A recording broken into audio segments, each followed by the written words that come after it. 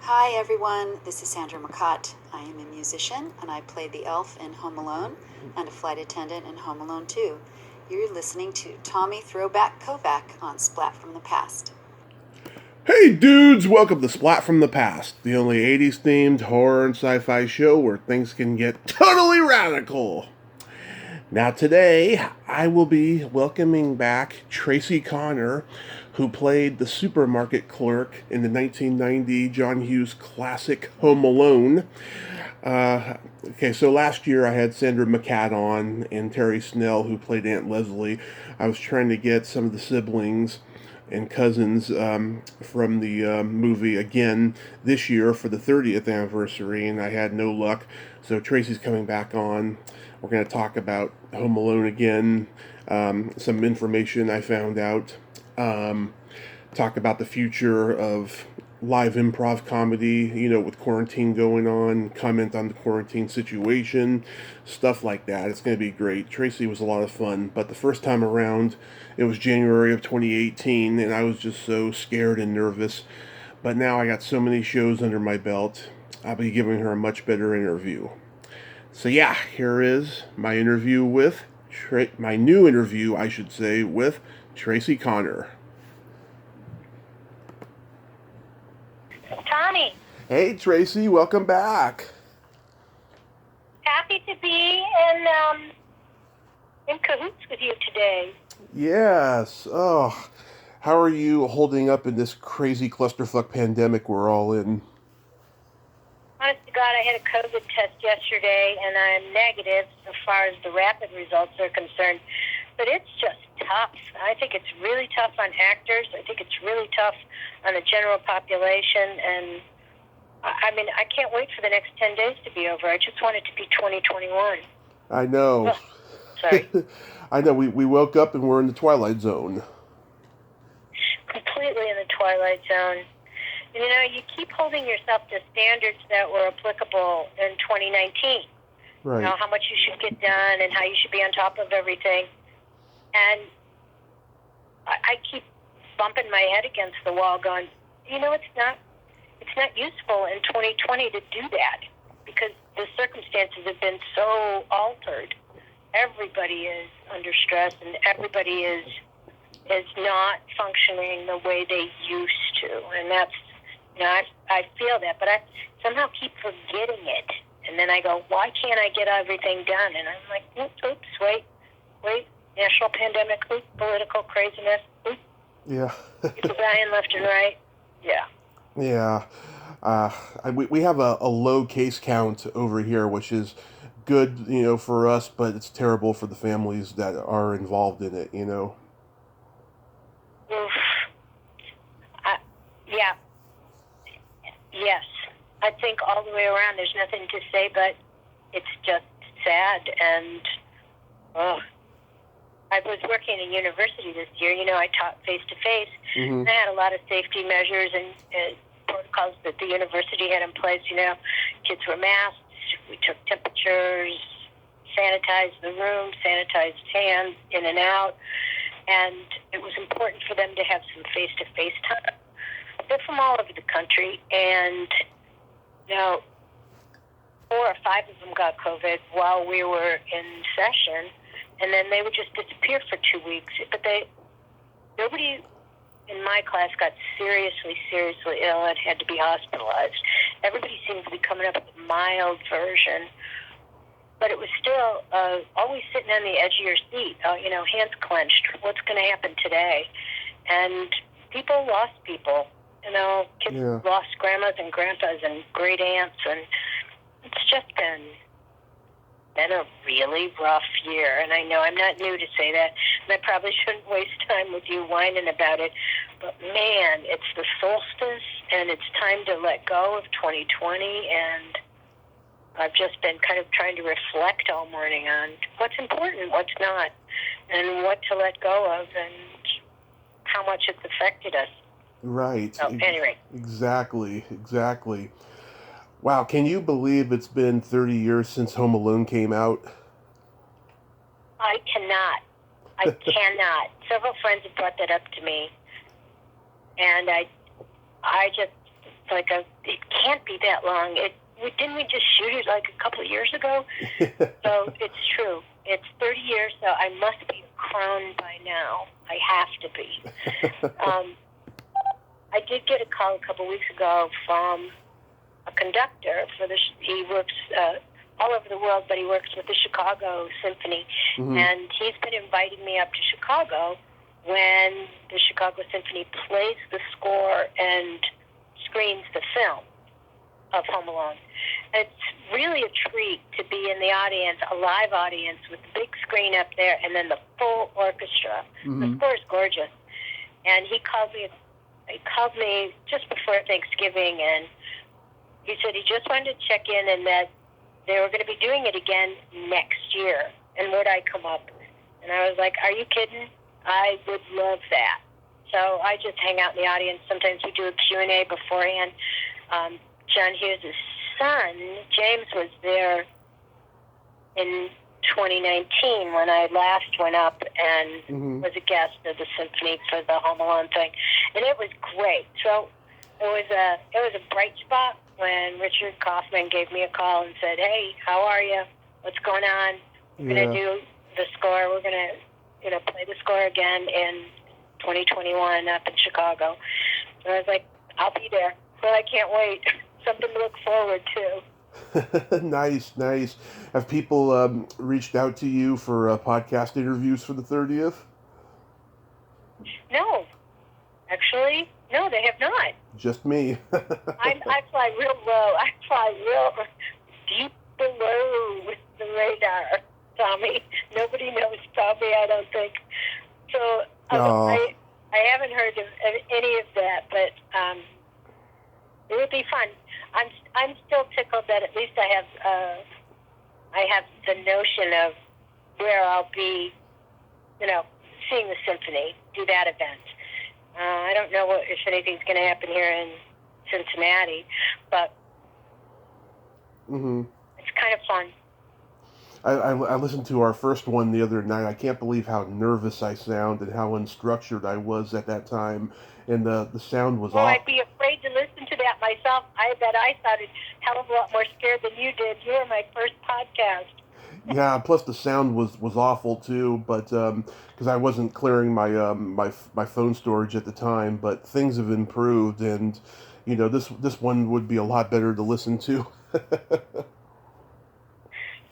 Well, I can't believe you said you've done like over 1,000 of these now. Yeah, 1,102 today. That's amazing.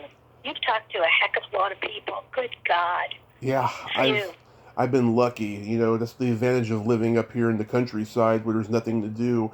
I mean, as soon as I moved up here, I just started it so I could have something to do. But in a few weeks, though, I'm going to be cutting back. I'm going to be doing maybe 2 or 3 interviews a week and just focus on other things besides interviewing because I got to get my health in check. Yeah. I've gained so much weight, and my mom had an accident this summer, and I need to be with her. Oh, no. Yeah, so I'll still be doing it, but just not as often. And plus, I've interviewed so many people, so many.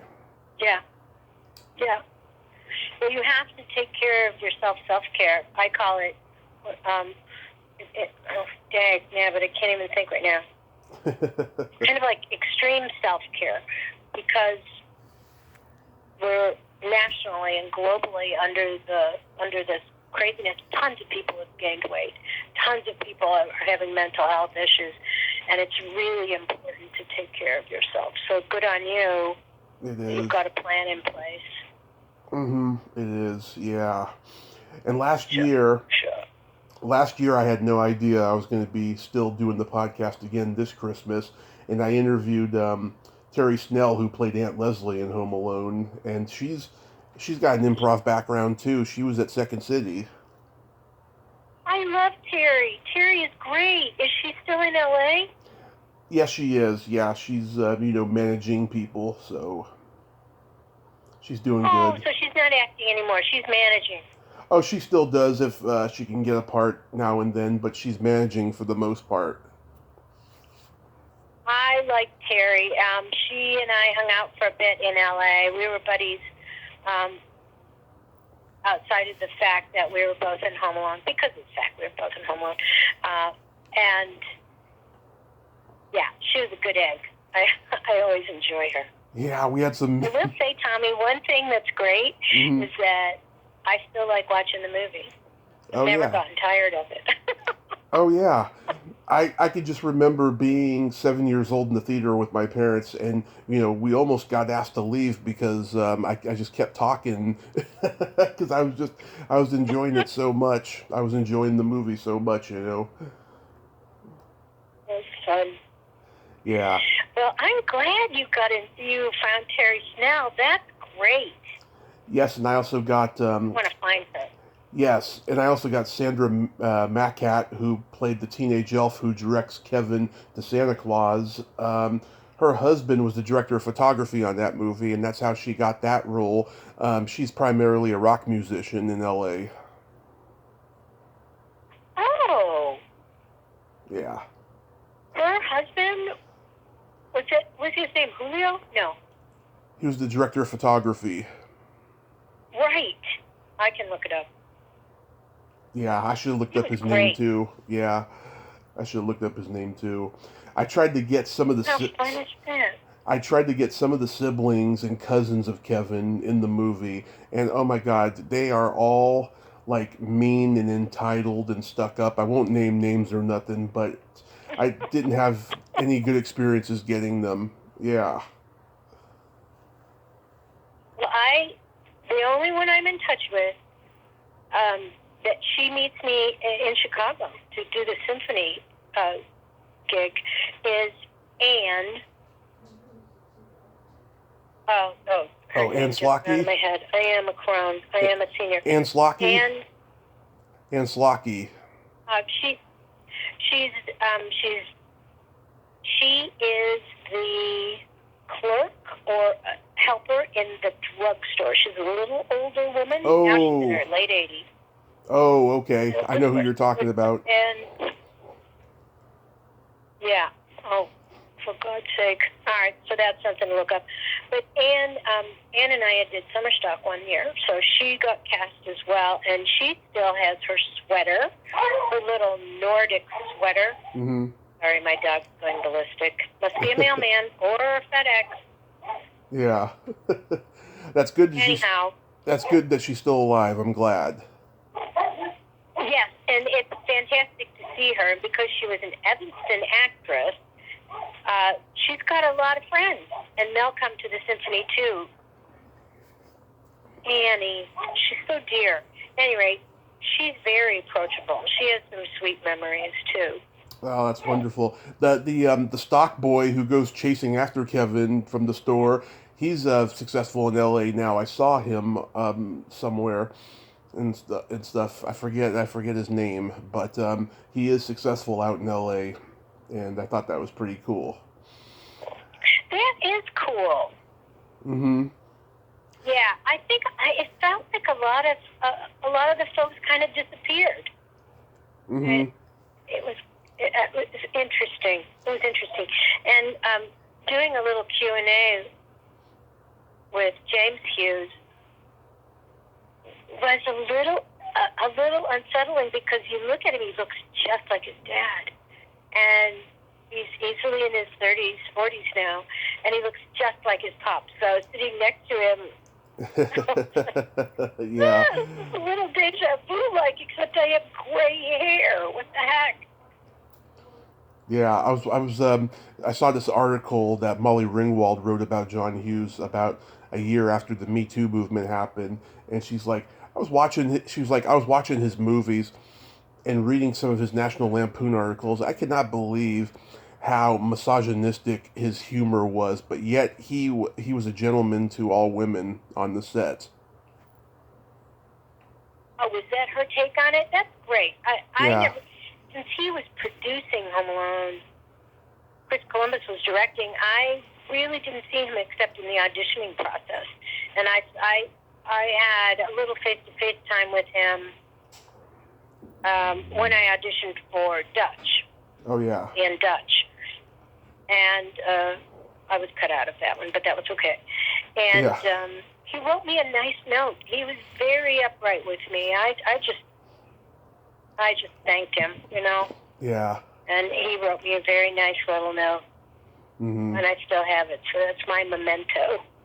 Oh, that's so wonderful. That's my script, yeah. Yeah. So tell me again. It was just a casting call. How you got cast in Home Alone? I had 4 auditions for the part of Sally, the checkout girl, Mm-hmm. and 3 of those were callbacks. And it was through Chicago, through my agent there, and I mostly, in my recollection, I only saw Janet Hershenson and Jane Jenkins. Those are the casting agents, good casting directors. I only saw them, and I didn't really get to meet John Hughes. I think I may have seen him at one of the little premieres before it was released to the public in Chicago. I think I may have seen him then. But when I went in to audition for Dutch, role of a waitress, I walked into the room and he was there with Tarquin Gotch. And I remembered Tarquin from the set of Home Alone. I remembered him. Mm-hmm. But when I was auditioning for Dutch, I walked in and said, "Hi, I'm Tracy Connor," and John Hughes, and he looked at me and he said, "I know exactly who you are, Tracy. I've been staring at your face for 6 weeks," because they were still editing Home Alone, or he was putting together the trailer, or something like that. And it was so unexpected that I just kind of went, oh, and kind of got a little fuzzy-headed. And then when I was out in the car, my boyfriend picked me up, and I told him what had happened, and he went, "What? John Hughes knows who you are?" And I went, "Yeah." He goes, "Tracy, that's kind of a big deal." And I was like, well, I guess it is. I was just kind of gobsmacked about it, like, huh? Yeah. I saw that little Some Good News, John Krasinski's little show on the internet, where he just does a 10-minute segment or a 15-minute segment on some good news around the world, trying to lift positive spirits. And he had a regular citizen and Dwayne The Rock. He surprised the regular citizen with some holiday gifting from this guy's mega hero, Dwayne. I can't remember his last name, but he's a big star. Yeah. And the regular citizen was kind of acting the way I was acting when I was with John Hughes. He was like, "Wow, I really don't know what to say. Wow, I'm really happy to be in front of you and talking to you. I'm a little starstruck." So I kind of had the same sensation when I went into audition for Dutch. If you expect not to be remembered, I suppose. Wow. That's my recollection. Wow. And let's see if you remember this. I was watching the trailer for the movie, and apparently there was an alternate take where the store manager was standing next to you, interrogating Kevin with those questions that you asked him in the final movie. Right. So that was my brief moment of glory. I'm improvising madly with Macaulay Culkin because he's an 8-year-old who has a cold, and I only have one shot at being in this movie and playing this tiny scene with this little boy. And so I'm trying to engage with him, and I'm making up stuff. Where's your mom? Where's your dad? Where's your brothers and sisters? You here by yourself? And he's answering. He's playing along. And we're just making stuff up. They're not even shooting us. And Chris Columbus walks by, and he overhears what Macaulay and I are doing. And he stops, and he says, oh, that's pretty funny. And what did you say? And then we nailed down a little sequence, and he and I came up with a tagline. Where do you live? I can't tell you that. Why? Because you're a stranger. So that was the tag out on it, because you're a stranger. And he said, let's shoot that. So my original, the thing I went through 4 auditions for was pretty much 2 lines. Like, that'll be 1996. Yeah. Thank you. Wow. So this whole extra little thing just got shot, and I was riding high. I was like, oh my God, you make up stuff. And they immediately shoot it. How cool is this? I want to do movies forever. So we shot it a couple times with me and Macaulay, me and my Apple box. And then he turned and said, all right. And he looks at the manager and goes, now you do her line. And I was like, oh, no. It was like, oh, man, that was a swift fall from grace. I only had it for about 2.5 minutes. And now he gave it away to somebody else. So when I went to the little premiere, I didn't know. I didn't know if it was going to be me saying the lines or the manager. Maybe I was just going to be saying, that'll be 1996, and, Yeah. thank you. Looking at him with a certain amount of suspicion.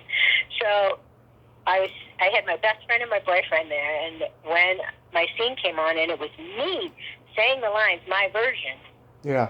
I grabbed them both so hard that they squealed and almost jumped out of their seats. I was busy. I just like over the moon, like, oh my God, it's in.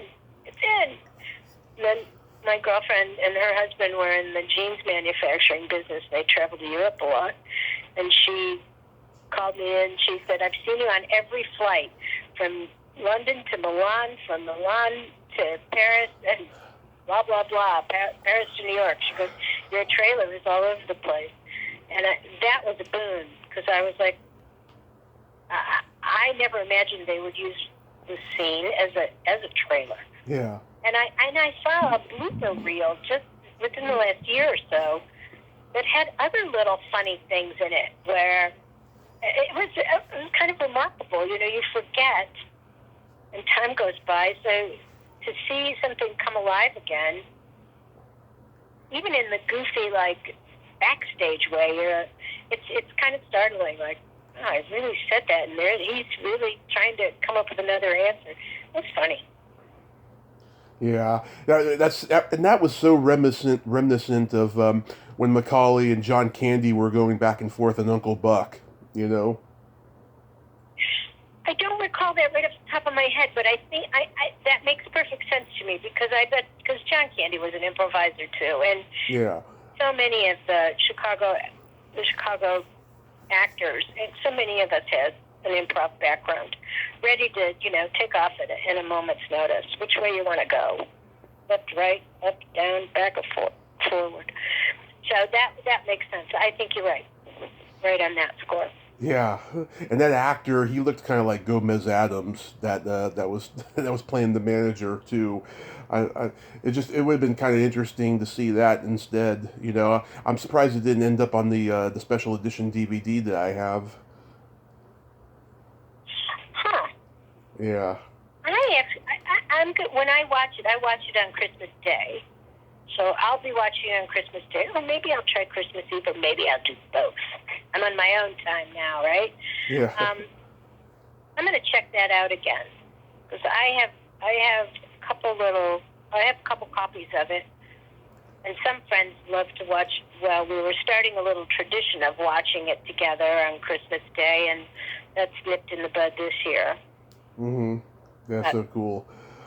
Yeah. My two favorite... the blooper reels, after years of just having the plain DVD, the blooper reels were kind of like a whole new ball game. Like, oh, look at this funny, silly thing. That's great. And then it was also weird in the past couple of years, Tommy. Mm-hmm. People have said, oh, there's a meme of you out there. And I'm like, what? There's a what? Oh, yeah, I've seen it. So there's several memes, goofy ones. I've seen at least one of them, yes. It's a different kind of notoriety. I wish I got paid for the use of that. That would be cute. Yeah. My two favorite lines in the movie are from Daniel Stern. After he runs back to the van from the TV gangsters shooting at him, he mentions the guy's name was Snake, and he was like, he sounded like a snake. And then the one, oh my God, this made a lot of people laugh in the theater, and being that I was 7, I didn't understand it. is when, they're looking out the window to the treehouse and Pesci's like, "Where'd he go?" And Stern says, "Maybe he committed suicide."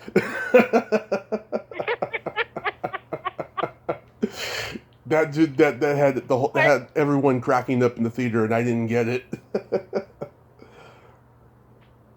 thing that makes me a little helpless is when Daniel Stern is trying to come up the stairs, the tarred basement stairs, and he steps on that nail. Yes. And also when he's struggling to stay upright on the ice outside the basement door, I lose it every dag-nab time. I just makes me laugh out loud. There's so many good little bits in there. The physical humor is really funny. Yeah, just the way Stern and Pesci really did a good job on it. Yeah, they both are great, but just the way he falls back after getting the nail in the foot. Oh God, it's so funny. Nabbit, that made me laugh so hard. That's great. Have you ever seen the second one? I haven't. I haven't heard great things. It's just as good as the first. There's some funny scenes in it. Yeah, I mean, it's not great. I'll tell you that. It's not great, but there's some funny stuff in there. And there's one moment where Daniel Stern gets electrocuted and you see his skeleton. It's hilarious. You see the skeleton with a big old, Jew fro. It's great. And well, I do have a collection, so maybe I'll take a peek at that. Yes, I used to have the Monopoly board game of it when it first came out. That was a Christmas gift to me when I was 9, and I wish I still had it. I wish I still had it. It's long gone, but it was pretty cool. And Darlene Love. A Monopoly game based on the movie? Based on Home Alone 2, Lost in New York. Yeah. Oh. All right. What an interesting. Somebody last year or the year before gave me an odd little bobblehead Kevin. Mm-hmm. It's interesting the ancillary, swag that's associated with it. The stuff that comes. Oh, and somebody else gave me a coloring book, and I'm a page. I'm a page in the coloring book. Me behind the grocery clerk checkout thing. Yeah. It's weird. It's weird to be like, oh, that's supposed to be me, huh? Yeah. Darlene Love, she does a really good song for the second movie. I was like begging her all month to come on the podcast, but who knows? Maybe next year. I mean, she is a legend, so we'll see. Mm-hmm. Well, it sounds like you're having really good success, and you're being so dagnab diligent about scouting these people up. I would be totally intimidated about reaching out and trying to find folks. Do you find that, I was kind of tickled and honored that you gave me a ring-a-ding. I was like, what? Yeah. Do you find that people are receptive? Well, you said that sometimes they're really not so receptive. Yeah. Entitled and whatnot. Yeah, I mean, for the most part, 99% of the people I have interviewed have been just wonderful. I've had 1% of jerks, but I've had a lot of people who are just rude and entitled, not want to do it. And then I have some who say that they will do it, but then they never do. They either flake on me or they just make up excuses later or something, Yeah, it just depends on the person, I guess, really. But I've been so lucky. I've gotten a lot of great people. I think that's commendable. Good on you. Oh, thank you. I love the fact that you chose to do it to keep something, to keep your hand in, to have something to focus on, especially since it's turned into such a large body of work. Yeah, and also too, the whole podcasting world is oversaturated. There's a lot of good ones out there, and stuff, but it's hard for anyone to get a huge following from it now and stuff. But I have way more subscribers now than I did the first time I interviewed you, so things are good on that end. I just got a long way to I got a long way to go before I get past 1,000. But shh, don't tell anybody. Shh, I won't. I'll keep it between you and me. So this is very nice on this gray winter solstice to be having a nice conversation about something that brought me a lot of joy and a lot of dough and probably my biggest credit ever in my small career. So I'm grateful to have this opportunity to just have a little yak about it with you, and I'm grateful that you're interested. That's kind of neat. Oh, my pleasure. Yeah, I mean, I love movies. I love performers and actors and what have you. It's made my life worth living because I've had a difficult life and I've always had the TV to be my best friend, you know. So I thank you. Wow. But you must be worried about the future of live performing. Yes. Well, I work in a conservatory program, you know, getting the next generation of actors and dancers and musicians ready for Broadway, ready for symphonies, ready for musical theater, ready for film. And yeah, everybody's scared. I think in terms of improv, you know, I watched some of the stuff that was trying to happen on Zoom and Facebook Live, and I think some people are making some headway in the format, but it's nothing if it's not live. It's a way different critter. It's so close to doing sketch work. It's not. You need the electricity of people on a stage in front of a live audience, and I know people have been trying to, you know, make safe little pods, and I imagine that will continue for another year or so. But the way that it used to be, where you just climb up on stage and maybe be with 6, maybe be with 12 other people in a variety of configurations and crazy scenes, Yeah. I can't imagine that happening for at least another year. Yeah. Unless there's something special, like, you know, people go in, like the British baking show, where everybody goes into quarantine for 2 weeks and then they shoot for 7 weeks and then you go home, but you're in a serious bubble. But even that's going to be recorded, and I'll be surprised to see what clever minds figure out as a way to do live improv again, because they're going to have to think outside the box, which is what improv is mostly about, and that's what I teach my actors. But the bottom just dropped out. The bottom totally dropped out. So many theaters are closed now. So much improv is dead in the water, and what's happening online is kind of it doesn't do it for me.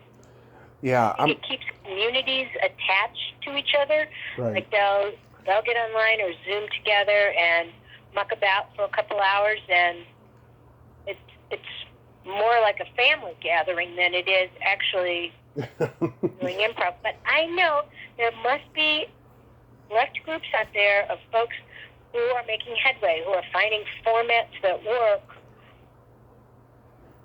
It's just not like the alchemical situation that happens between the performer and the audience when it's tucked up onto a tiny screen and in 6 squares in the smaller square. That seems to me more like actual TV, old-timey TV. Mm-hmm. So I know there's a lot of actors and artists out there who are very sad and really lonely. They really count on being able to get together with their teams and play and do scrimmages and do long form. They're not having an opportunity to. And let's face it, improvisers really like being together. They really like playing. It's brain candy, and it's a lot about having a community. And without it, we're all a little more lost and a little more prone to being lonely and sad. So if you know any improvisers, reach out and tell them that they're good to go and to hold on and stay strong. Because everybody's feeling the pain of not being able to be together. Yeah, I have a friend who did a one-woman show on Zoom last month, and she said she had fun doing it, but it just wasn't the same because she doesn't know who was being moved by it, through the Zoom camera. And Right, you can't feel the response as well. I mean, you can. I had to do I did a little Facebook Live thing for a corporate client of mine. uh-huh. And he said, "Now we don't know how many people will be listening, but you will only hear me, and I will only hear you." And they'll Mhm. chat they'll put their questions in the chat. So there was no feedback from the folks who were watching, and it became a very insulated experience. Not like a Q&A. And so Yeah. not having that audience feedback loop, right? Right. You say something, you see it land, they laugh, they don't laugh, they cry, they get uncomfortable. You know that it's having an effect. You don't have that when you're just watching, other little squares, or everybody stops their video feed, and it's just, you and one other person. Yeah, And I'm very trying not to stare at the chat and look like you're, going cross-eyed in front of somebody. It's a whole different kettle of fish. I'm very critical of Zoom. People ask me all the time, why don't you do Zoom for your podcast? And it's like, I just don't like, everybody's flesh tone is off. They all look and sound like robots with those delayed reactions.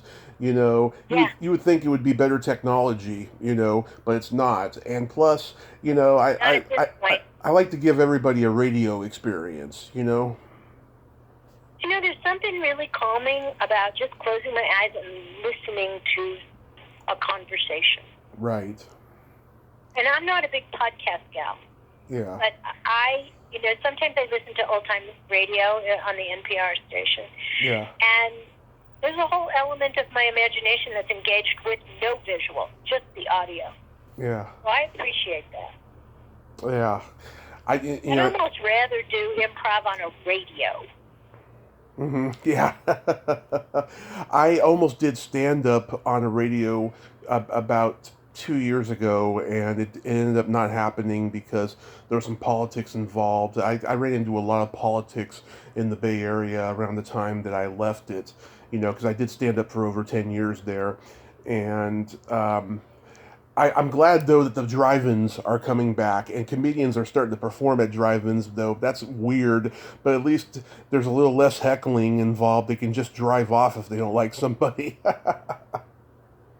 Really? I haven't even heard of that. Well, it hasn't I reached... just think I'm living in an underground bunker.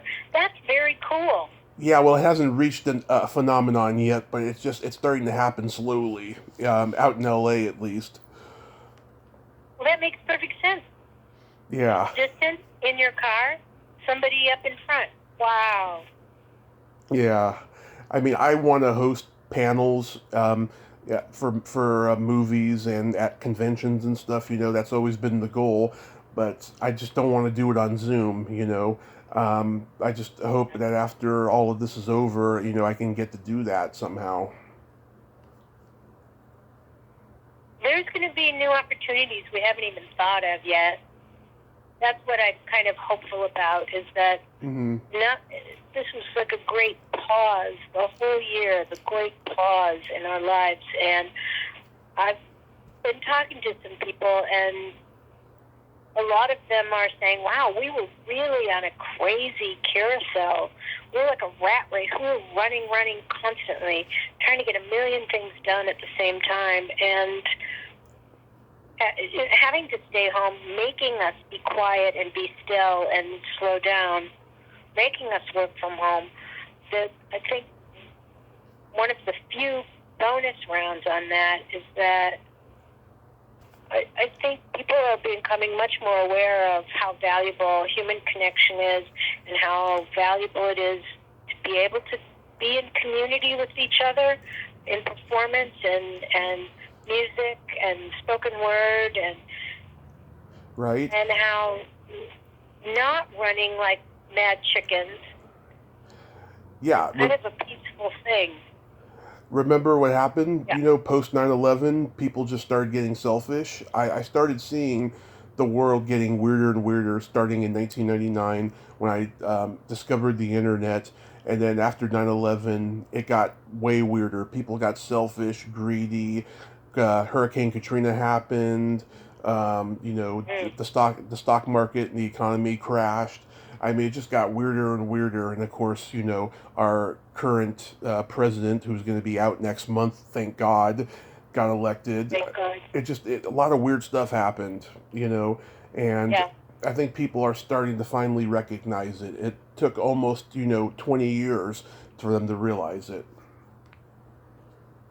I also think that along the lines of our earlier conversation, it's so easy to hold ourselves accountable to do as much as we did in 2019. Like I said, I keep forgetting.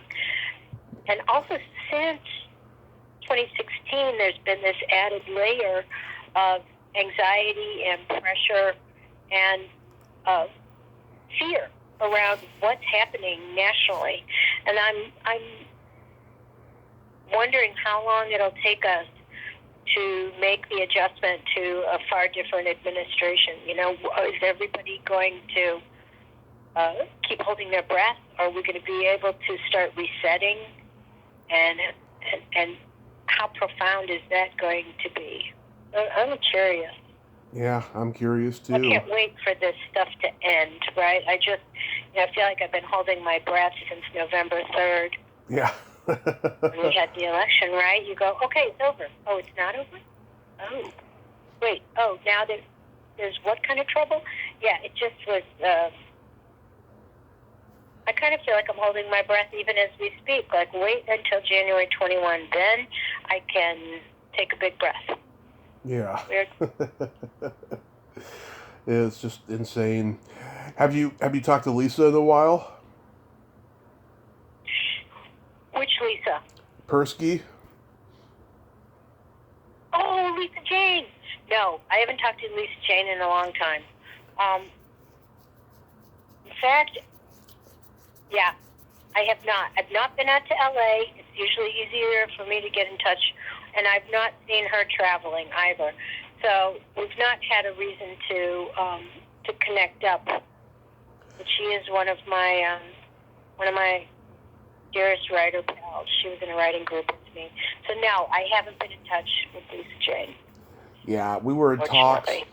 Yeah, we were in talks about 2 years ago about doing another interview, and then she left Facebook and haven't talked to her since. I talked to her briefly on LinkedIn, but that was about it and stuff. She may be going through stuff, who knows? But, I adore her so much, I just hope nothing but the best for her. She's fantastic. Mm-hmm. I know that she did have a book of photographs or a show of her photography I feel like it was in Idaho. She's an incredible photographer, and she has a whole history based in the punk movement in New York and Soho, where she grew up. So she was just hanging out with these incredible folks, and she took marvelous pictures, and they're still marvelous. So I think she's put a book out, but I'm not positive on that. Or maybe some of her photographs were included in a book. Yeah, well, I'll investigate and say, hey, you want to promote this book on the show? Yeah. Are you ready to play my secret silly game? Oh, yeah, let's play your secret silly game. Okay, this came out of an improv during a podcast with a friend of mine about 2 years ago. And this is a series of silly slumber party questions. No right or wrong, just pure fun. And how this happens is I ask you the question, you answer it, and then you ask me the exact same question and I answer it, and you can comment on answers. All right, let's give it a try. Let's see if I do this right. Okay. Okay. Tracy, are you ticklish? Yes, I am. Tommy, are you ticklish? Yes. Oh boy, I have been known to hit people in the groin. I'm so ticklish.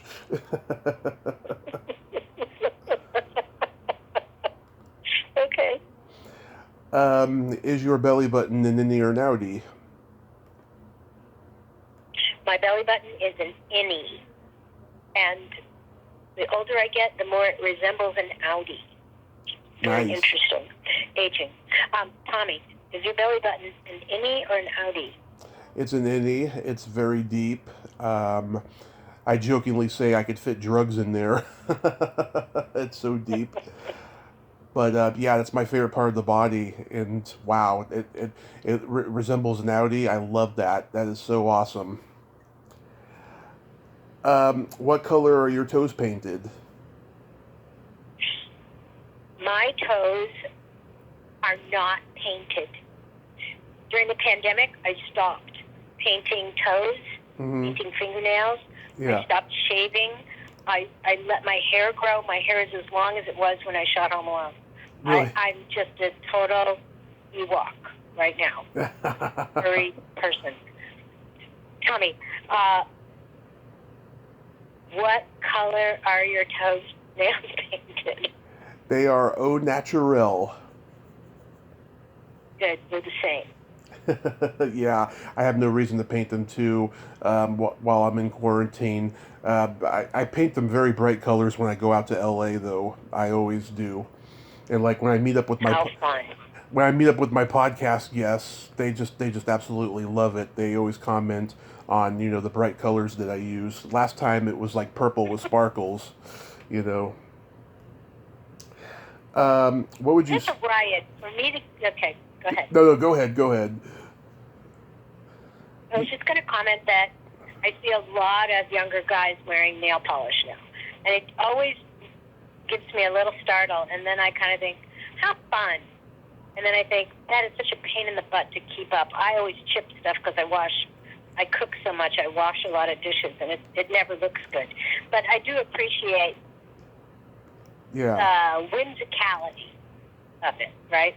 I don't want to invest, but I appreciate the whimsicality. Okay, next question. Yeah. Yeah, I was gonna say I think it started with the goth culture. People think I'm goth because I paint my nails and I love horror films. And no, I couldn't be the furthest from goth that there is. I kind of satirize it though a little bit in my persona, but I'm not goth at all.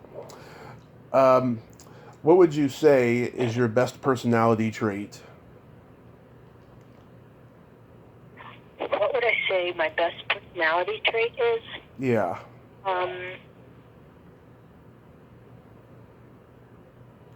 I would say people find me energetic. I'm an energetic person. I think that I used to think I was real easygoing and really a lot of fun to be around, but my sister and my mother disabused me of that notion. They laughed out loud at me when I said, Mom, I'm really easygoing. I'm very adaptable. And they started laughing so hard. They were snorting, and I was like, what? What? I'm dramatic. I'm not easy to get along with. So I'll go with I'm high energy most of the time. Not right now, but most of the time. Tommy, what is your best Personality trait. personality quality? Personality trait. Thank you. I have empathy, but I also have no filter. Oh, nice. Yeah. Nice. It's a good balance. Yeah. Yeah. Can I ask you a PG rated sex question? Well, I'll see. Go ahead. I've only had one person decline this question, and it's relatively new. Maybe 1 out of 15 have declined this in the last 2 months.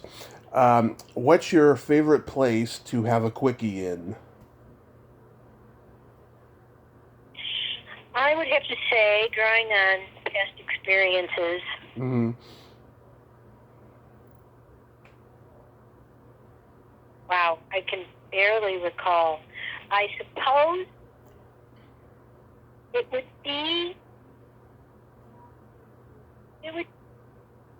I can't even come up with an answer.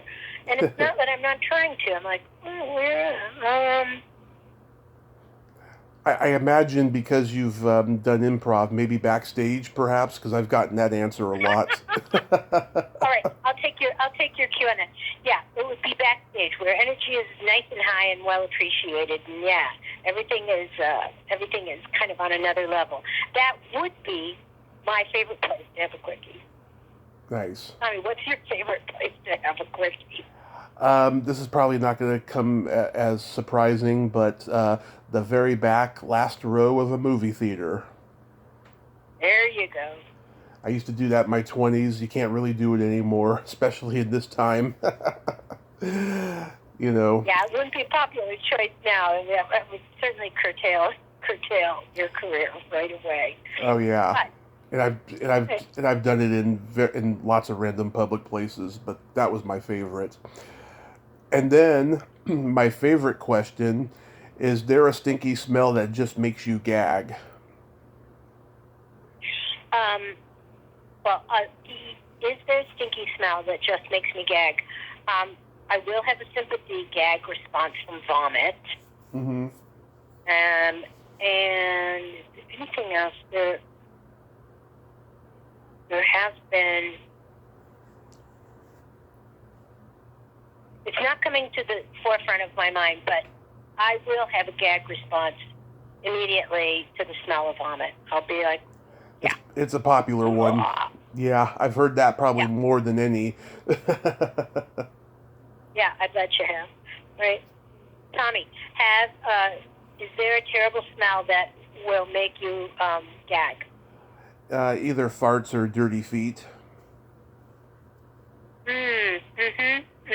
The classics. Yeah. Classics. Yeah. Classics. Yeah.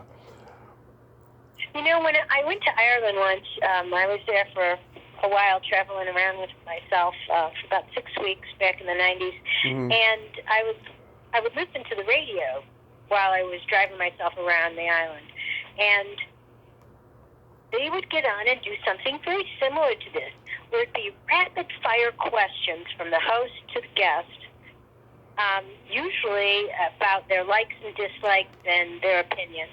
And it was really kind of fun because you found with rapid questions, people kind of revealed a lot more about themselves than with standard questions. You know, it was rapid. You know, what's your favorite color? When was the last time you had to forgive someone? How much do you drink? What's your favorite song? What's the song that you would sing to your family? You know, just interesting little quirky questions that would elicit interesting responses as opposed to cookie cutter responses. Yeah, it's funny too. The way you talk, you can pass as a native Irish person out in Ireland. Oh, I wish. I loved Ireland. Ireland was great. It was very moody, just like me, so I didn't have to be all happy-go-lucky. I could just be whoever I was. I was there by myself, just traveling around. I met up with some friends here and there. What makes you moody? I just think it's... I'm going to be kind of cavalier and say I think it's having a more artistic sensibility, or just being affected by things more than I might want to be. Yeah. Being adaptable, being ready to play, and improv also means, some of my boundaries aren't so good. Some of my filters don't work. I'll censor a lot. So I definitely think, my mom would say, Tracy, pull your antenna in. You're sensing everything from everyone, so stop it. And I know a lot of people, I wouldn't categorize myself as a super sensitive person, sounds and tastes and things. And I wouldn't say that I'm a complete extrovert, but the pandemic has shown me I certainly have introvert tendencies. Yeah. What do you mean that? We've all discovered a lot of that. I feel like my husband says that, he goes, you feel things 100%. and a lot of people feel things, maybe not so much. Mm-hmm. So it gives me a kind of a cover story as to why I'm decimated by something, or way too happy about something else. Yeah. Anyway, I don't know. I tried to take the middle ground. I tried to be circumspect and go, okay, what does this look like from somebody else's point of view? And am I completely off base here? So I'm sure that a lot of other people have those kind of coping mechanisms in place as well. Yeah. What do you mean, though, that your boundaries are not so good? Well, just in terms of, you know how your friends will suffer a mishap, or they'll be angry with one another, or you feel that, how can I put this? You feel like you're empathizing too much, or you're sympathizing too much. Yes. Like, at some point, you've got to say, hey, that's not my story. I can't save those people or that person. I can't stop that scenario. Yes. I can't make it better. I can't save someone. It's their story. It's what, Mm-hmm. and me worrying or angsting or getting anxious about it or trying to intercede, that's not help a lot of times. Yes. A lot of times it's just you get out of somebody else's business. Let them deal with it. Let them handle it. Let them save themselves. But that's what I mean by boundaries. I don't think I act inappropriately at all. If anything, I really kind of try to think it through in some regards. But what I feel Mm-hmm. is a lot of empathy. Well, that's good. Does that make sense? It does, because my mother's the exact same way. She wants to be everybody's mother, everybody's friend, and it gets to a point where she angers her friends because she wants to help so badly. I understand exactly what you mean. But, yeah. People, we all have our struggles, and the struggles and us getting through them by ourselves is what our journey is about. So even though it's painful to watch other people having a rough go of it sometimes, Mm-hmm. Exactly. they have to take care of it. Exactly. I mean, I'm not talking about being kind or considerate. I'm talking about, knowing when to let go of it. Right. Mm-hmm.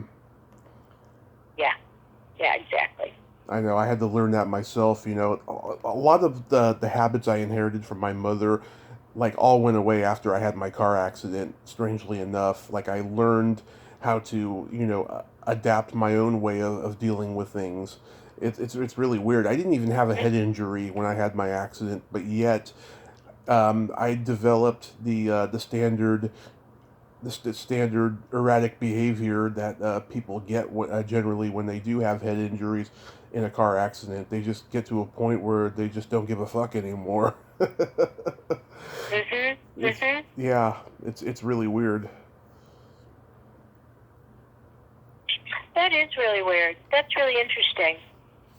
Yeah, I mean, some people would argue that I had a head injury because I want to be in show business, but other than that, Well, I've got conked on the head several times, and I wanted to be in show business as well. Maybe there's something to that. I don't know. oh yeah, who hasn't had that? You, Yeah. yeah, you got to be careful telling your friends what you want to do and stuff, because everyone just gets jealous so fast, and they try to critique you without even seeing your work and saying you're not cut out for this or that. It's terrible. Yeah. I have I have not had that particular experience, but my pursuit has been, try it for a while, go do some corporate work. Mm-hmm. Dip my foot back in, somebody asked me to do a thing. Okay. Yeah. I have a couple Christmas jokes for you. Okay. Why did Frosty the Snowman have a smile on his face? I don't know, Tommy, why? He saw the snowblower across the street. Okay. And what's the other one? Why did Santa Claus frown upon getting a sweater for Christmas? Why did Santa Claus? I don't know. Why? He wanted either a moaner or a screamer. I don't get it. You don't get it? It's sex related. Okay. Like, wait, a sweater. Oh, a sweater. Yes. Okay. Yeah. Look at me, 15 steps behind. Okay. Good. Yeah. Okay, you got me on those. Oh, here's a non-Christmas one. What did the elephant say to the naked man? My trunk's bigger than yours? Close. Man, how can you breathe through that thing? I get it. Oh, Tracy, thank you so much for coming back on. You're always fun to talk to. Thank you, Tommy. Thank you for being a little bright light on my Monday on the winter solstice. So, Yes. have a little ritual tonight. Let go of some things from 2020. Yes. And I wish you all the best in 2021. You too, Tracy. Please stay safe because we need wonderful, funny people like you in this world. And have a Merry Christmas and a Happy New Year. And just keep your chin up because you're such a wonderful lady. Thank you, Tommy. Take care of yourself. I'll talk to you again. Okay, I'll talk to you again. You take care of yourself too. Bye. Bye-bye. Well, there you have it. Tracy Connor, ain't she a sweetheart? I just adore her. She is so fun, such a lovely person, and I'm glad we got to talk again. I didn't know I'll still be going to be doing the podcast, 2 years later, so I'm very blessed to talk to her. Well, until next time, this is Tommy Throwback Kovac saying there's no shame in living in the past because the present sucks. Later, dudes.